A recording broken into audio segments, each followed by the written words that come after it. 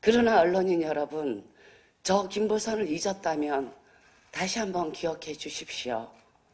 무엇을 위해 제가 죽을 수도 있는 이런 위험을 감수하며 이런 호소를 하는지 다시 한번 생각해 주십시오. 저는 오늘 이재명이 잔인성, 폭력성에 대해서 폭로하러 이 자리에 용기를 내고 나왔습니다. 고 김문기 씨 자살 이후 발인하던 날 이재명은 김문기와 9박 10일 해외여행을 동반했음에도 모르는 사람이라고 부인했고 대통령이 되겠다는 강박증에 아내 김혜경과 크리스마스 캐롤을 들으며 춤추면서 축제를 즐겼습니다. 고 김문기 씨 노모가 피눈물을 흘렸다고 하죠. 저 김보선과 1년 넘는 만남이 변하지 않는 사실임에도 나와 공지영 작가를 전화 유출 녹취로 고발까지 했습니다. 난 이재명한테 고발당하기 직전 내 딸의 간곡한 충고대로 이재명의 형사 고소를 추하해 주자마자 제 선임 변호사인 강용석 변호사가 불행한 일로 구속되자마자 일주일 만에 이재명을 용서한 나를 뒤에다가 칼을 꽂았습니다. 옛 연인으로부터 나와는 아무 관계가 없으니 나 김부선은 모두 허위사실이므로 최고 법적으로 강력히 처벌하라고 이재명이 성동경찰서에 요청하였습니다. 조사받았습니다. 여러분, 조사하면 다 나오는 거 아시죠? 각하됐습니다. 이재명에게 그런 뒤통수를 3번 맞았습니다. 처음 가짜 사과문 이후, 두 번째 주진우의 가짜 사과문 이후, 강용석 구속 이후 역으로 저를 고발했습니다. 그때 저는 경찰서에서 10년 넘게 침묵했던 조카 살인 사건과 이재명 신체의 비밀을 얘기를 했습니다. 정식으로 조사를 해달라. 4인 간의 공지영 작가와 배우 김부선 간의 4인 간의 통화 유출을 근거로 허위사실이고 무고하고 무고죄는 아시다시피 거의 구속입니다. 옛 연인을 증거가 없다는 이유만으로 이렇게 저를 배신을 하고 등에 칼을 꽂았습니다. 전 너무 가슴이 아픕니다. 더 솔직해지도록 하겠습니다. 여러분 여기 많은 남성분들이 계시지만 이재명만 불륜하는 거 아니라고 저는 생각합니다. 그렇기 때문에 이해하고 넘어갔습니다. 성남시장도 넘어갔고 경기도지사도 침묵했습니다.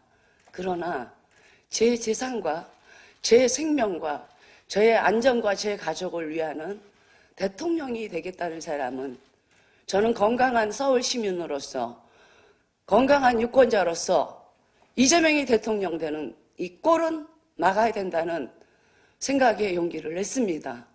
이재명은 모르겠습니다. 대장동 의혹이 사실인지 아닌지, 성남 FC가 사실인지 아닌지, 아내가 법카로 10년간 소고기를 처먹었든지 말든지 상관없습니다. 그러나 이재명과 김부선과의 관계는 사실이고 이재명에게 저와의 관계에서 이재명은 사기꾼이고 협박범이고 치졸한 파렴치범일 뿐입니다. 이런 얘기인데요. 제가 이재명을 처음에 제 팬카페 운영자가 저는 잘 아시겠지만 성향이 좌파였습니다.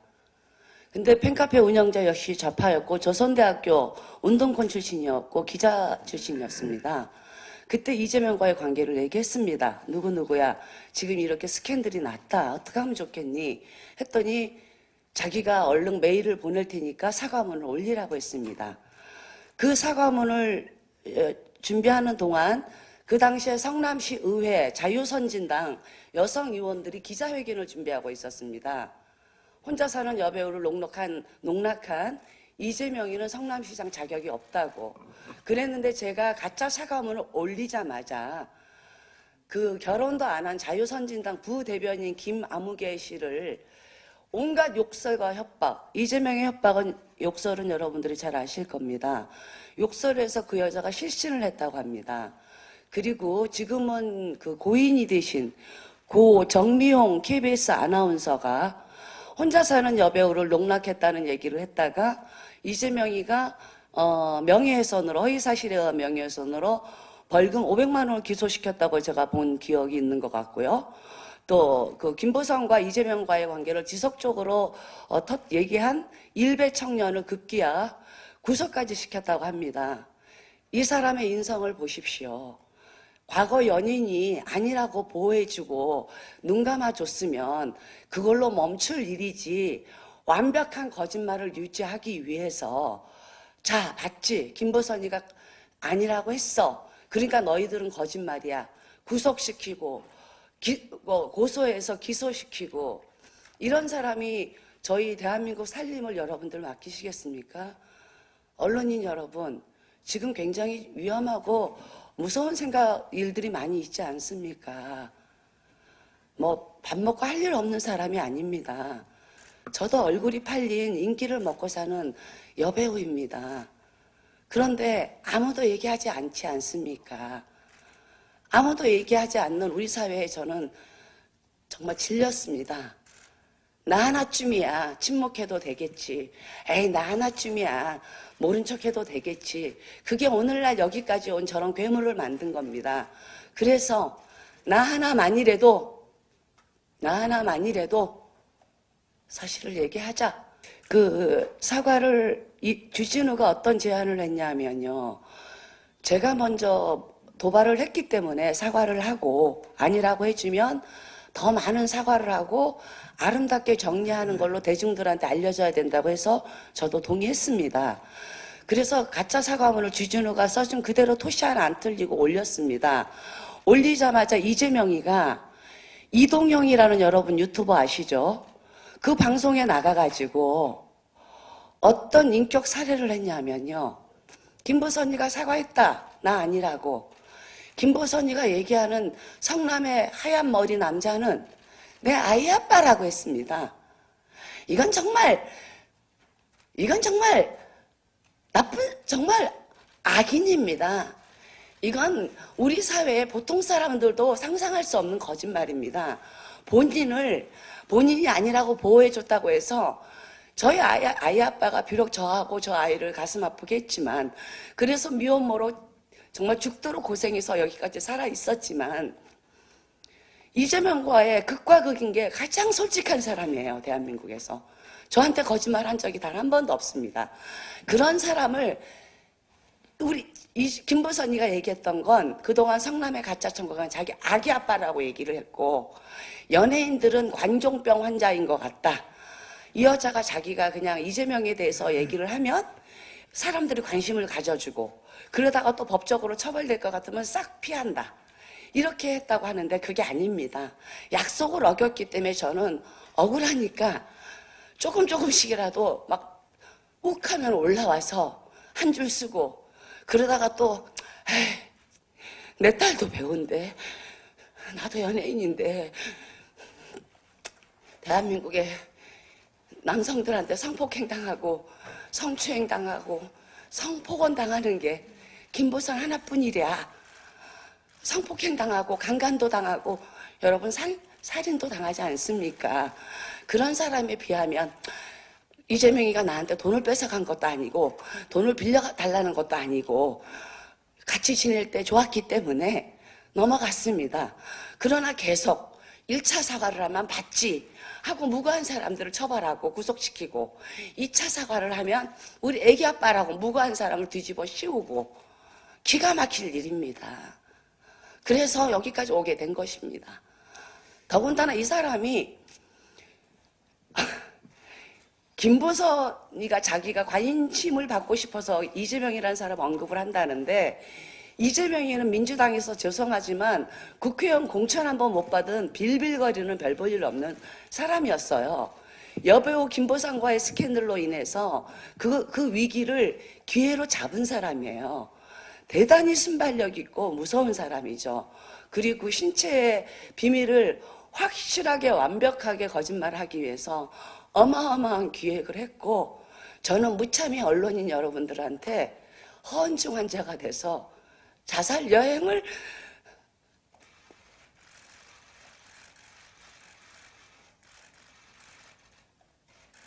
떠났었습니다. 무서웠어요. 무서웠어요. 제가 죽어서 이재명과의 관계가 밝혀질 것 같지도 않았고, 많은 여배우들이, 너무나 많은 여배우들이 자살을 했지만 하나도 우리 사회에 해결된 건 없었습니다. 이대로 그냥 7층에서 떨어지느니 살아서 이재명 잡자 결심했습니다. 그 당시에 이재명과 데이트할 때, 그 바다로 갈 때 이재명이가 차를 갖고 왔는데 제가 깜짝 놀랐어요. 그때 그 봉고차를 갖고 왔습니다. 아주 옛날 차 있잖아요. 그 영업하는 차들, 노동자들. 그 진한 곤색이었던 것 같고, 그리고 그때 정동영 그 보좌관을 하면서 그 기자 여러분들이 갖고 다니는 큰 카메라 있잖아요. 렌즈 당길 수 있는 그 카메라를 차에 갖고 있었어요. 네네. 그래서 아마 이재명 측근은 그 당시에 이재명이 타고 다녔던 차가 본거고, 그리고 카메라, 물론 김혜경 씨는 너무 잘 아시겠죠. 네, 큰 카메라를 항상 차에 갖고 다녔고, 그래서 나중에 정이 들었을 때 제가 그 가게 노래방을 하다가 그걸 팔아가지고 혼다차를 하나 샀는데, 이재명이가 너무 유능하고 돈만 없는 가여운 정치인인 줄 알고 제 차를 갖고 쓰라고 했습니다. 혹시 행사가 있으면. 그랬을 때 뭐라고 했냐면, 자기 집에는 좋은 차가 있는데 일부러 정치인들은 이렇게 한다고 했습니다. 그때 놀랬죠. 똥물에 빠지는 기분이었어요. 이런 자리가 똥물에 빠지고 똥독에 빠져서 그 똥냄새가 빠져야 되는데, 제가 같이 이렇게 알리지 않으면 어쩔 수 없는 절박함 때문에 나왔는데요. 이재명한테 어떤 모욕적인 얘기와 어떤 협박을 들었냐면요. 어떻게 처자가 있는데 총각이라고 거짓말을 할 수가 있느냐라고 했을 때, 야, 이씨, 년아, 너 내가 총각이란 거 믿었어?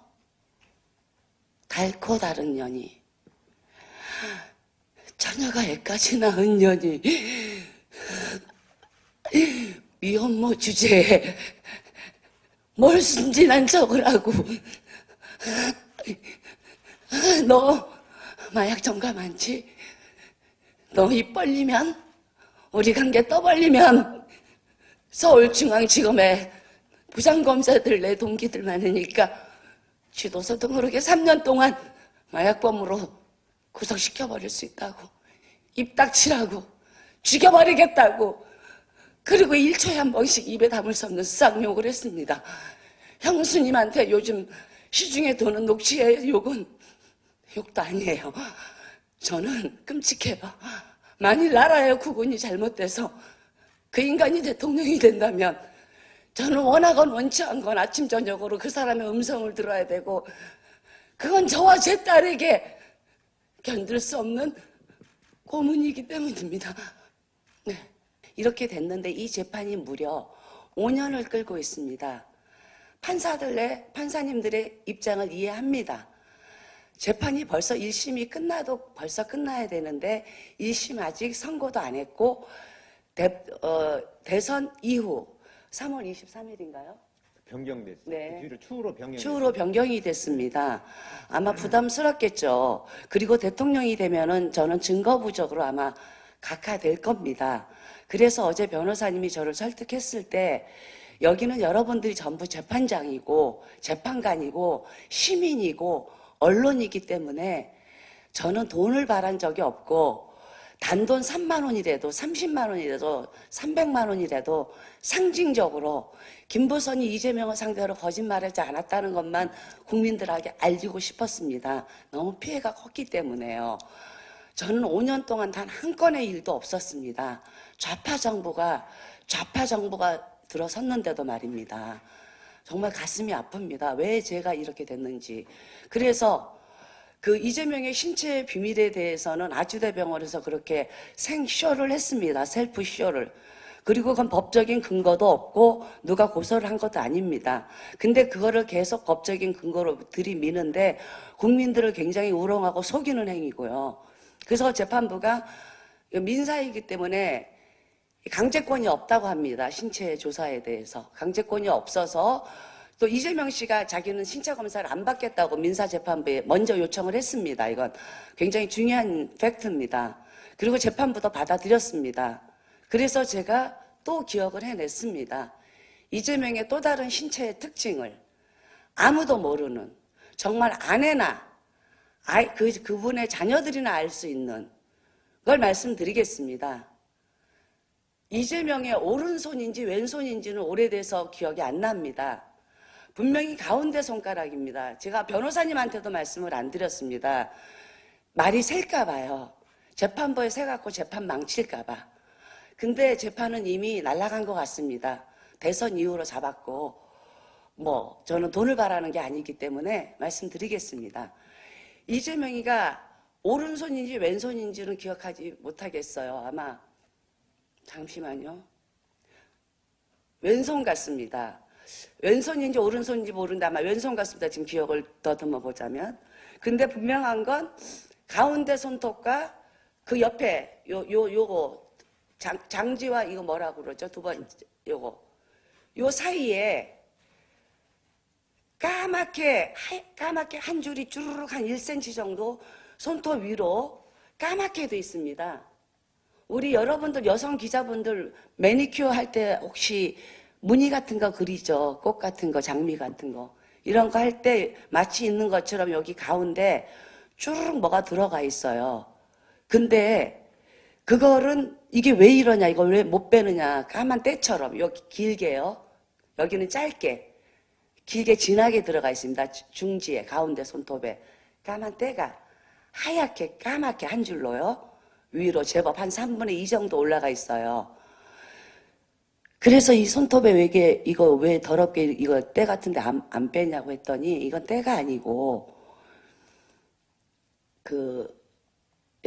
항상 여러분들이 속았던 말. 소년공일 때 고무장갑 공장에 근무할 때 만들 때 그 고무가 갈리면서 이 손톱으로 들어갔다고 했습니다. 그래서 이거는 영원히 빠질 수가 없다고 했었고요. 또 어떤 공장에서 일을 해서 자기는 후각이 마비가 됐다. 네. 그리고 이 왼팔인지 오른팔인지도 휘었는데 왼팔, 네. 그분을 1년 넘게 만나면서 어떤 신체적인 결함이나 나약한 모습을 저는 본 적이 없습니다. 군대 안 갔다는 것도 프레스 센터에 눌렸다는 것도 저는 합리적 의심을 해봅니다. 가장 코미디 같은 이 사건에 대해서 아주대병원 사건에 대해서 말씀드리겠습니다. 이거는 이재명을 상대로 김부선이나 어떤 일반인이 고소를 고발한 적이 없습니다. 그냥 작가 공지영 씨가 저와의 통화 녹음 중에 좀 새로운 내용들을 들으니까 가까운 사람들한테 그 녹취를 들려줬나 봐요. 근데 그게 사고가 나서 세상에 유출됐나 봐요. 저는 까마득히 바보처럼 몰랐죠. 멍청하게. 그러니까 그게 이재명 귀에 들어갔나 봐요. 그러니까 누구도 고소하지 않았는데 혼자 아주대 병원에 가서 혼자 셀프 쇼를 하고 자기는 그 시중에 떠도는 흉흉한 소문들이 김부선의 그 대상은 아니다라고 이렇게 해서 저를 자살 여행까지 몰게 만든 것입니다. 그러니까 너무 코미디죠. 이건 누가 소송하지 않았어요. 네. 그러니까 경찰도 없죠. 경찰이 입회할 리도 없죠. 고소한 적이 없기 때문에. 불안한 거죠. 그래서 오버했어요. 여러분들 항상 오버하고 탐욕을 부리면 체하고 병들고 감옥 가고 그러지 않습니까? 네. 제가 들은 얘기로는 확인한 건 아니지만 경기도지사 나올 때 제 스캔들이 터졌잖아요, 세상에. 그때 경기도지사 대책반에서 아내한테는 다 양해를 구했고 김혜경 씨한테는 이재명 씨가 국민들한테 대국민 김부선을 상대로 사과하기로 했답니다. 그런데 무슨 이유에서인지 다 하기로 해놓고 이재명 씨가 틀어버렸다고 저는 들었습니다. 그래서 강용석 변호사한테 그 제보해준 영상도 보내드렸는데요. 저는 그렇게 되길 원했습니다. 다 성숙한 사람들이고 그때는 나이 젊은 사람들은 40대 후반 중반이면 아저씨 아줌마지만 지금 제가 이제 환갑줄에 서보면 그때 40대 저는 중반 후반엔 전 젊었었고 이재명은 이제 늙은 총각 뭐 윤석열 후보 같은 늙은 총각으로 알았었죠. 그랬는데 그냥 저 사람이 정치를 하든 뭘 하든 잘 됐으면 좋겠다. 참 저 사람 좋았어. 이런 거보다 저 협박범, 저 사기꾼, 저 사람은 안 되는데 그러는데 이제 대통령이 되겠다고 하니까요. 저는 민주당 지지자예요. 한 번도 어떤 정당의 당원 가입은 해본 적이 없지만 평생 민주당에다가 무료 자원봉사를 했습니다. 대선 때나 총선 때 내 돈 써가면서 전국을 오갔습니다. 진보신당이나 지금 여자 후보 나오신 심상정 의원님도 그렇고 좌파예요. 그럼에도 불구하고 좌파 정권이 잡았을 때 보십시오. 우리가 세상 살아본 사람들, 언론인 여러분들, 제 나이쯤 되는 주부들은 누가 거짓말 하는지 다 알지 않습니까? 그런데 우리가 정치인들한테 거짓말에 질리고 환멸을 느끼지 않습니까? 네. 그래서 저는 나 하나 희생하더라도 이재명이가 얼마나 사악하고 치졸한 거짓말쟁이인가를 고발하고 싶었습니다. 네.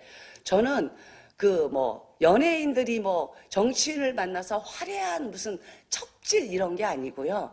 이재명과 만날 때는 1년 동안 관리비를 못 내가지고 1년을 관리비를 미뤘어 있던 상태였고 한 달에 250만 원의 주택 이자 돈, 집을 사면서 빌린 2억 7천만 원에 대한 이자를 낼 수가 없었는데도 이재명 씨는 돈 잘 버는 변호사였는데 모른 척 했어요. 그래도 저는 관리비 한번 달라고 요구한 적 없어요. 왜? 사랑하는데 돈 거래는 이건 너무 제가 봤을 때는 유치했어요. 하지만 그 이후에 조카 얘기를 하고 아무렇지도 않게 제가 살인자보다도 더 놀라운 건 그 조카면 아들이지 않습니까? 우리 한국적인 정서로는 면회를 한 번도 안 갔다는 소리에 소름이 끼쳤습니다. 저는 아무도 세상에 의지할 남자가 없고 오직 만나는 사람은 이 사람이 만나달라고 만나주는데 연인이라고 제가 어떤 어려운 상황에 처해 있을 수도 있잖아요. 그리고 정말 법조인이 필요할 때 나는 모른 척 하겠구나라는 생각이 들었어요.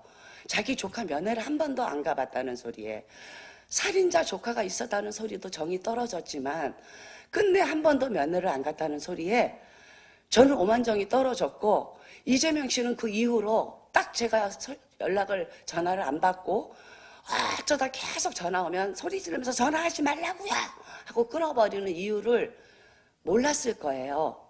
근데 이재명 씨한테 말씀드립니다.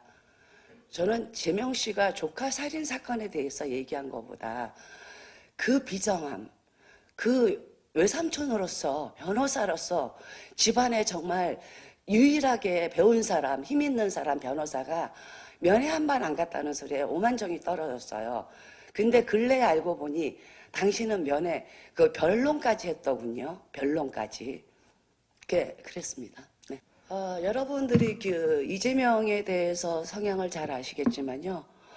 사실인데도 제가 사실이 아니라는 거에 대해서 그걸 근거로 무고한 일베 청정과 고 정미용 씨를 고소해서 처벌까지 받게 한 사람이에요. 그래서 만약에 그 사람 성향대로라면 시민들은 엄청나게 수십 명을 지금도 고소를 하고 허위 사실 및 명예훼손으로 고소를 진행했는데 이게 사실이 아니면 무고에 해당됩니다. 제가. 그렇죠? 무고죄는 형사법 중에서도 가장 엄격하고 강력하게 처벌한다고 들었습니다. 제가 이렇게 자유롭게 앉아있을까요? 네. 그걸로 반문 대신 대답을 하겠습니다. 그러니까 손톱에 그런 검은 선이 있다는 걸 알 수 있을 만한 사진이 있는지 있다면 그럴 그러니까 그렇게 의심할 수도 있겠죠. 아마 그런 사진이 있는지는 잘 모르겠습니다. 그건 죄송하지만 언론 여러분들이 좀 한번 좀 참조하시면 좋겠고요. 순간 이런 생각은 듭니다. 이재명이 내 측근에서 이재명이가 이 기자회견을 본다면 이 사진을 먼저 유출할 수도 있겠다 찍어가지고 별의별 짓을 다 했습니다. 저한테는. 네. 설명해도 되겠습니다. 여자분들은 사랑을 해본 여성분들은 이해하실 거라고 봐요. 연인과 헤어지고 나면 그 남자는 기억조차 하기 싫고 흔적도 남기기 싫습니다. 그래서 그때 제가 평생을 애기 아빠 연락을 기다리던 그래서 여배우로서의 일에 대한 어떤 그런 전화보다도 아이 아빠가 내 전화번호를 바꿔버리면 내 아이와 나를 찾을 수 없을까 싶어서 저는 핸드폰 번호를 여지껏 단 한 번도 바뀐 적이 없어요. 근데 이재명과 헤어지고 나서 전화번호를 바꿔버리고 집을 전세를 주고 서울에서 전세 얻을 돈이 부족해서 남양주 화도읍이라는데 이한 아파트 1억 주고 전세를 살고 그러고서는 굉장히 울면서 충령산을 다녔는데 그때 몇 년 만에 그 MBC의 기분 좋은 날 프로를 나가가지고 반응이 좋았는데 그때 정청래 지금 민주당 의원이 이재명을 이제 선관위 하는 분이 정청래 의원이 전화가 왔어요. 부선씨, 이재명과의 관계를 소문이 있던데 그거 사실입니까? 라고 물어봐서 사실이라고 얘기를 했고 그리고 정봉주 씨한테도 주진우와의 녹취도 제가 전달을 해줬고 그 당시 2010년도에는요. 제가 정말로 그 억울해서요. 그런 그 협박과 쌍욕과 그런 그 폭언을 듣고 나서 정말 진정이 안 되고 너무너무 가슴이 아파서 뭐 정말 정치적으로 이 사람을 매장시켜버릴 마음이라면 국힘의 관계자들이나 보수 언론 쪽을 찾아갔겠죠. 그러나 매우 조심스럽게 그 국회의원들 전화번호는 저는 옛날 사람이라 요즘 젊은 사람들은 다 공개돼 있어서 찾는다는데 저는 몰라요. 굉장히 어렵게 알아가지고 박선숙 의원님하고 직접 통화했습니다. 그리고 박선숙 의원님이 사연을 다 1시간 넘게 들어주시고 제가 대성통곡을 했는데 같은 여성으로서 같은 이재명과의 같은 정치인으로서 사과드립니다라고 대신 사과돼서 제가 그때 굉장히 감동했던 기억이 있고요. 그리고 안희정 보좌관한테도 전화를 했고 또 직접 통화한 사람은 임종석 임종석 그 청와대 수석 그렇게 하고 또 정청래, 정봉주, 임종석 그리고 박주민 의원은 지금 선대본부장이죠. 전 정말 마음이 아파요. 한 4년 전인가 아파트 난방 비리가 터져서 너무나 부녀회장한테 눈만 뜨면 고소를 당할 정도로 많은 고소를 당했습니다. 그래서 박주민 의원을 알게 됐는데 변호사일 때 그때 이재명 얘기를 했습니다. 도저히 억울해서 못 살겠다. 그 네티즌들의 악플과 저주를 나는 감당을 못하겠다. 진실을 밝히고 싶다. 고소를 좀 해달라고 했습니다. 이재명을 허위사실이란 명예훼손으로. 법무법인 20을 찾아가서요. 그랬더니 박주민 의원께서 뭐라고 하셨냐면 어제 이재명 씨가 전화 와서 사무실로 찾아와서 어제 국정원을 상대로 명예훼손으로 고소를 했기 때문에 자기가 선임한 사람을 먼저 선임했기 때문에 제가 이재명을 공격하는 처벌하는 변론은 변호사법에 걸려서 변호사법 윤리로 걸려서 맡을 수가 없다고 하셨어요.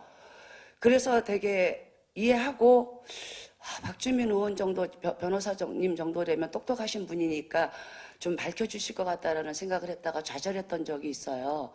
근데 그거를 가지고 나쁜 사람 이걸 얘기하고자 하는 게 아닙니다. 그냥 다 동지라고 생각했고 그들이 좋은 정치를 할 것 같았고 그냥 일개 변호사일 때 국회의원이 되길 바라면서 많이 선거운동도 도와드리고 했습니다. 저는. 그런데 막상 이재명 스캔들이 터졌을 때 민주당의 그 지도부 의원들이 모두가 침묵했을 때 많이 서운했습니다.